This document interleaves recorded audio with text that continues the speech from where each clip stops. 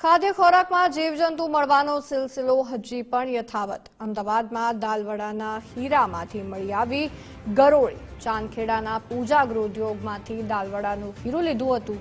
ઘરે ખીરું લઈ જઈ દાળવડા બનાવતી વખતે આ ગરોળી ધ્યાનમાં આવી છે। ફરી એકવાર ગરોળી સામે આવી છે। સૂપમાંથી ક્યારેક નીકળે, ક્યારેક અથાણામાંથી નીકળે અને હવે દાળવડાના ખીરામાંથી આ ગરોળી નીકળી છે। પૂજા ગૃહોદ્યોગ કે જ્યાંથી ગ્રાહક દ્વારા ખીરું ખરીદવામાં આવ્યું હતું દાળવડાનું। એમને તો એમ હોય કે રવિવારનો માહોલ છે, વરસાદ કદાચ આવે તો વરસાદમાં દાળવડા ખાવાના શોખીનો ઘરે દાળવડા બનાવે કે બહારનું ન ખાવું પડે, પરંતુ આ દાળવડાના ખીરામાંથી ગરોળી નીકળી છે। સંવાદદાતા રીમા દોશી આપણી સાથે જોડાયા છે। રીમા, દાળવડાના ખીરામાંથી ગરોળી નીકળ્યાનું સામે આવ્યું છે, શું વિગતો? ચોક્કસથી ફરી એક વખત અમદાવાદના ગ્રાહકને કડવો અનુભવ થયો છે।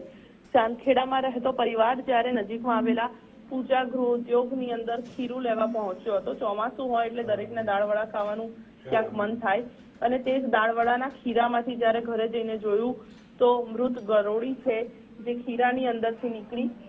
સમગ્ર ઘટનાને લઈને પરિવારે જ્યારે પૂજા ખીરાનો સંપર્ક કર્યો તો તેમના તરફથી કોઈ યોગ્ય જવાબ પણ નથી મળ્યો।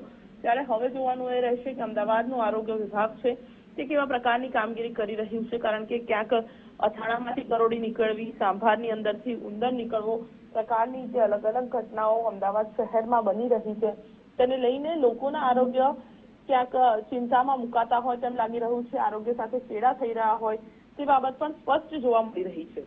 જી, આભારીમાં સમગ્ર વિગતો બદલ।